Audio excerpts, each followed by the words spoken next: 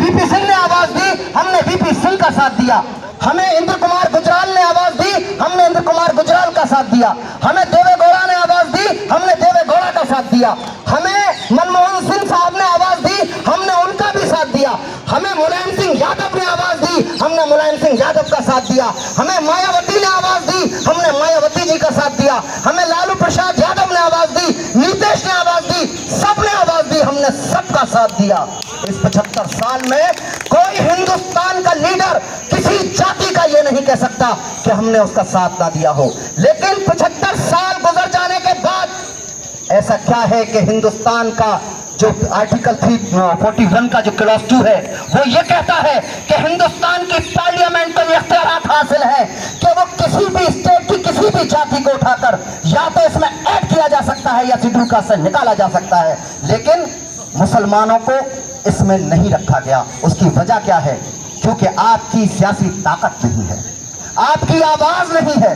اور آواز کب بنے گی آپ کی؟ یاد رکھیے، وہ ایک بات ہے کہ خدا نے اس قوم کی حالت نہیں بدلی، نہ ہو جسے خیال آپ اپنے حالت کے بدلنے کا۔ اور یہ کسی شاعر کا شاعرانہ خیال نہیں، بلکہ قرآن حکیم کی آیت کریمہ ان اللہ لا یغیر ما بقوم حتی یغیر ما بقوم انفسہم کا شاعری پیکر ہے۔ تاریخ کے صفحات شاہد ہیں کہ قوموں کو روز جبن میں اصل کردار ان کا اپنا رہا ہے۔ مظلومیت اور پسماندگی کے سیاہ بادل اس وقت چھٹتے ہیں جب قومیں اپنی انفرادی اور عظمتائی قوتوں کو مثبت اور تعمیری رخ دینے کے لیے میدان عمل میں کود پڑتی ہیں۔ ایسا کبھی نہیں ہوا کہ کسی قوم کو ذلت و پستی سے اٹھا کر تعمیر عروج و عظمت پر دوسری قوموں نے لا بٹھایا ہو۔ آپ مجھے بتا دیجئے کہ ملائم سنگھ یادو آپ کی لڑائی کیوں لڑے؟ مایاوتی آپ کی لڑائی کیوں لڑے؟ راہل گاندھی آپ کی لڑائی کیوں لڑے؟ ہرگز نہیں لڑیں گے۔ یہ لڑائی ہماری ہے تو ہمیں لڑنی پڑے گی۔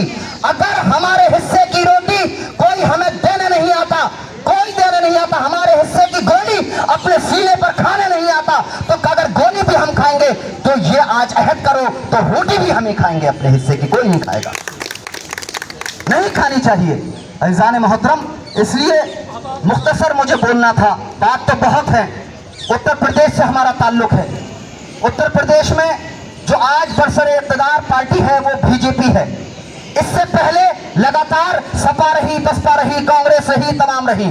چلیے آرٹیکل 341 ہو گیا، یہ تو دو دھڑا تلوار ہے، لیکن ان سے سوال تو کرو، کم سے کم ان سے سوال کرو کہ منڈل کمیشن نے ہندوستان کے مسلمانوں کی 45 جاتیوں کو جو 28% ریزرویشن میں 8.44% جو دیا تھا، اس میں انہوں نے کتنا دے دیا؟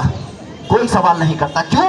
کیونکہ ابھی وسی صاحب نے جو ایڈوکیٹ صاحب نے بتایا، کیونکہ ہمارے مدعے صرف یہ ہیں کہ ہمیں کہیں پر کیا کہتے ہیں، ہمارا ایم ایل اے جائے گا۔ ایک صاحب کل ملے تھے، انہوں نے مجھ سے پوچھا، پردھان ہیں، انہوں نے کہا بابر صاحب پالیٹکس کس پارٹی سے کی جائے؟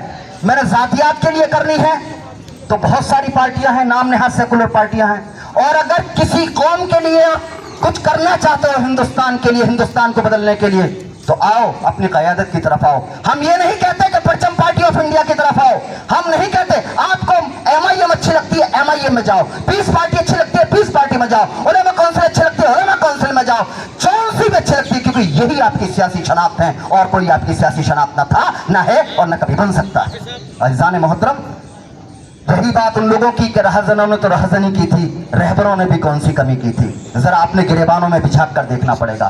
کیا وجہ ہے کہ ہم متحد ہوتے ہیں، ہماری آرگنائزیشنیں تمام آگے بڑھتی چلی جاتی ہیں، لیکن آخر میں پتہ چلتا ہے کسی کو لال بتی ملی اور پورا آرگنائزیشن ختم ہو گئی؟ کیا یہ ہوا نہیں ہے؟ میرے بڑے بیٹھے ہیں، اچھی طرح جانتے ہیں۔ اس لیے ان تمام لوگوں کو بھی دیکھو کہ آج آپ ذیشان حیدر صاحب سے لے کے تمام لوگ محنت کر رہے ہیں، کہیں ایسا نہ ہو کہ کوئی آئے بیچ میں سو اس تمام چیز کو چھین کر لے جائے اور اکھلیش یادو کے برابر میں بیٹھ کر لال بتی میں گھوم رہا ہو۔ اس پر بھی ہمیں غور کرنا پڑے گا، اور یہ تبھی ہوگا جب ہماری پارٹیاں، تمام پارٹیاں ایک جگہ کھڑے ہو کر، ایک جگہ متحد ہو کر ان پارٹیاں پبلک میں جائیں، اتر پردیش ہے یا کہیں بھی ہے وہاں جائیں۔ اس لیے ان لوگوں سے اتنا کہوں گا کہ اپنے عطر سے لباس میں خوشبو ڈالنے والوں، تمہارے کردار سے ہمیں بدبو آتی ہے، کردار سے بدبو آتی ہے، ان لوگوں کو دیکھنا پڑے گا۔ عزیزان محترم، انہی چند الفاظ کے ساتھ میں اپنی بات کو ختم کرنا چاہوں گا، کیونکہ بہت سارے یہاں پر خطیب ہیں، بولیں گے۔ بہت بہت شکریہ۔ وآخر دعوانا الحمدللہ رب العالمین۔ السلام علیکم ورحمۃ اللہ وبرکاتہ۔